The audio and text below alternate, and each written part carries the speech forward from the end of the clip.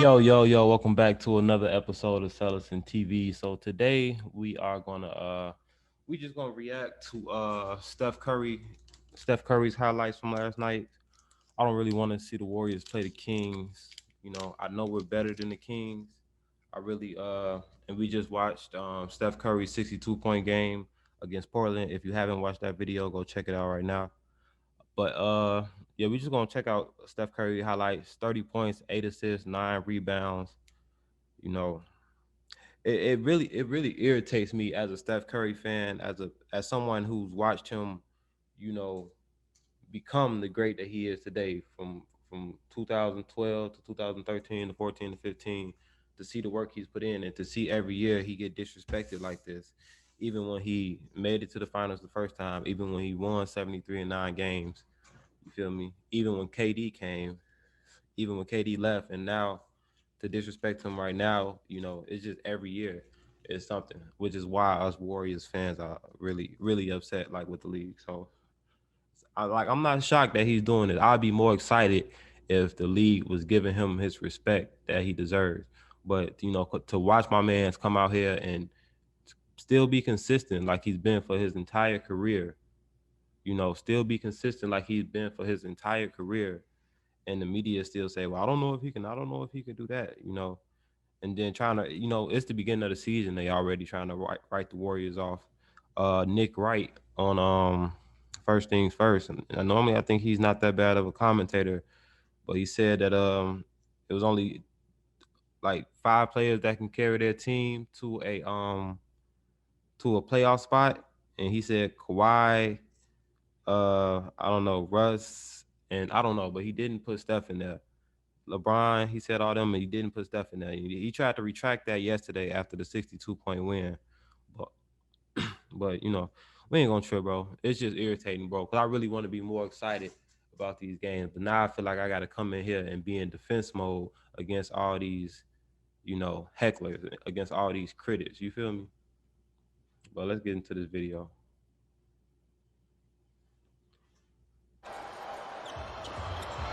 Run Steph through the mix one more time. He spins and finishes. De'Aaron Fox thought he was going to go out to the three-point line. He just turned and went to the rim. But he healed with Wiggins paying good attention to him. This time he'll drive it and have it knocked away. Throw ahead to Oubre. He will glide in to finish that. Just have the vision from Steph. Hey, look, and Oubre and Wiggins and Wiseman, you feel me? And hey, if y'all gonna run the floor, and y'all want easy look, we gonna get y'all the ball. If Steph and Draymond are on the floor, if you run the floor, you're gonna get the ball. You're gonna get your easy buckets. You feel me? Increase your stats, and all of y'all can pretty much outrun anybody.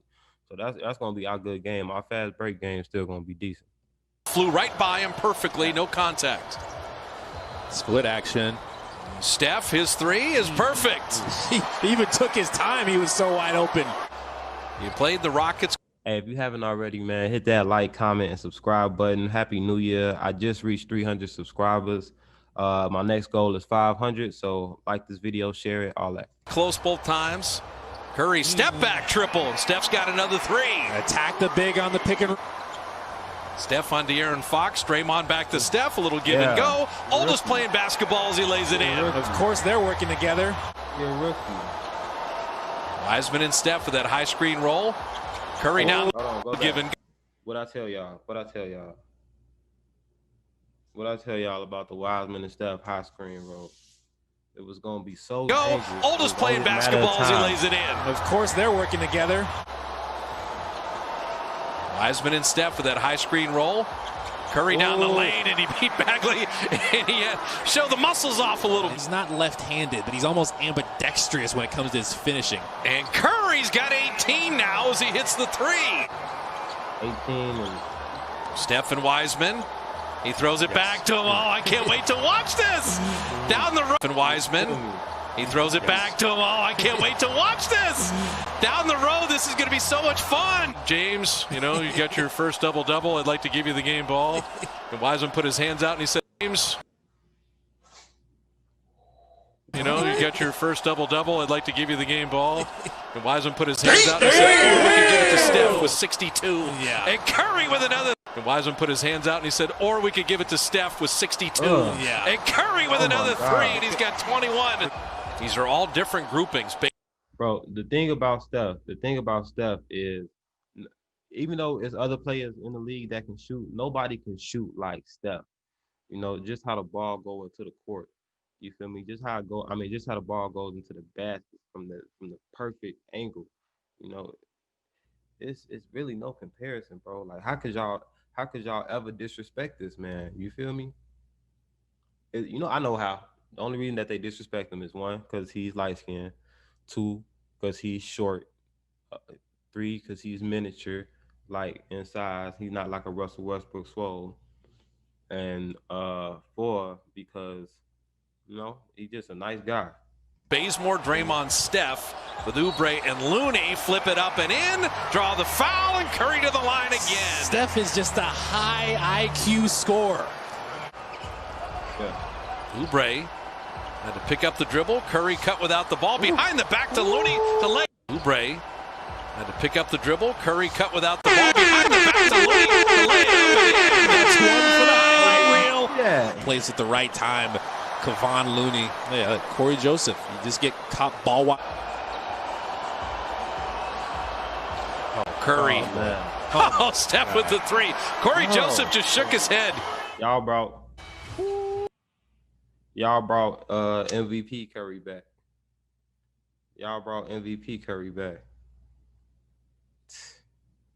Come on, man. Hey, since we here and it popped up, we gonna watch Curry talk about his 62-point game. If you haven't watched my reaction to the actual game versus the Portland Trail Blazers, go watch that now. And now, and Bob Myers having a little fun. Now, Steph, when you go for 62, you have to do the halftime and the post-game interview. Do you have anything left for tomorrow? Oh, yeah, I got plenty. I got plenty. Joe asked if he's got anything left for tomorrow. Now, Steph, when you get 62, you have to do the halftime and the post-game interview. You don't get out of that. I don't mind it. We love talking to you. Hey, tell us about the 19 free throws. That's also a career best. Your mindset of attacking. We've seen you shoot threes your whole life, but really beautiful finishes and taking a lot of punishment tonight. Yeah, it's just kind of slowing down. Every game we're going to get better, and more so just seeing the pictures of how they want to defend us and me individually. And Get him. you see it? Yeah, he was ready for it, though. He wasn't even. Hey, for everybody out there, that's his brother-in-law. Just saying. He didn't jump or anything. That's how on fire he is. He can't even feel it. I don't even know what I was saying, but just shoot shots and make them, and then everything kind of opens up from there. Just trying to get into the paint, make plays. Hey, Steph, are you almost looking forward to all the double teams and all the bodies you're going to see because of how you've mentally prepared and because of the way you can move? Well, don't nobody want to look forward to no double teams. Are you almost looking forward to seeing all those bodies?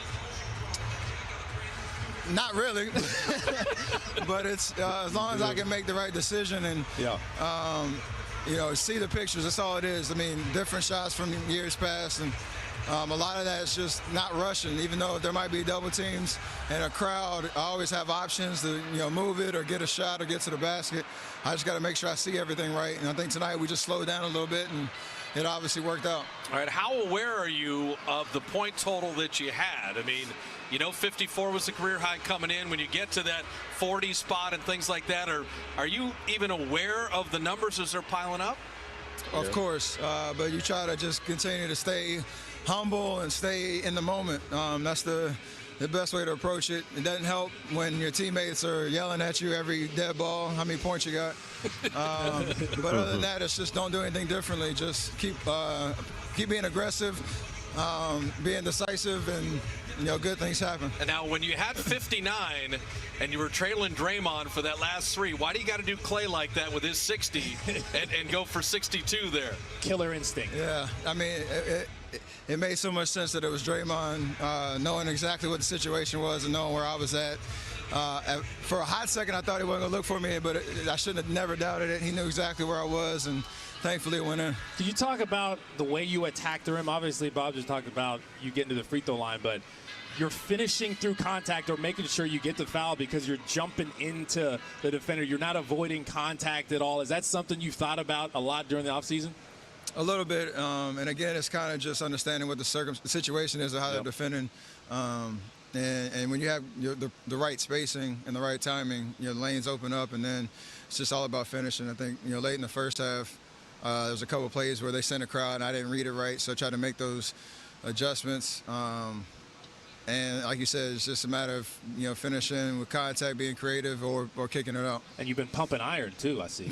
Got the arms. we had 8 months. That's all I could do. Yeah, that's all you could do. And Steph, we'll let you go with this. You had a nice conversation with Damian Lillard at the end. His career best 61 came against the Dubs. Your career best 62 comes against the Blazers. And look, check that out. We shouldn't even have to do this, but we really just came out here for the new year, dropped 62 points. And the reason why we dropped 62 points is because Dame had 61. And y'all was comparing him to Steph, man. What we had to come out here and say was that Steph is always going to be one better than Dame. Always has been, probably always will be. You feel me? Blazers, sign me up for Lillard Curry all night long. I mean, you two are just wonderful to watch, and I know there's always kind of the game within the game, too. I mean, I said it before Friday's game. It's always, the best guys in the league, especially the point guard position, bring the best out of you. And if you're around this league long enough, you kind of get to see every kind of scenario and situation. And, we have a lot to fight for and a huge challenge in front of us there, the established team now. So for a guy like him, like I said, it always just brings the best out of you. And I love the competition. And that's kind of what it is. Bro, you got a high audacity level. Is there any point in the season where at 18 seconds left on shot clock, you'll pull up from half court? Is that something that's maybe going to happen? We'll see. All right, Steph, thanks for stopping, man. We appreciate it. Appreciate y'all. Congrats. Yeah, so like I said, man, that's a 62 point game, and then today we just dropped 38 and 8. You feel me? I think probably averaging like 32 points for the year. And if in my opinion, I would say he's in the league for league MVP out of the first 7 to 8 games or whatever. That's my opinion. Y'all give me y'all opinion in the comments. Like, comment, subscribe, and yeah, we gone.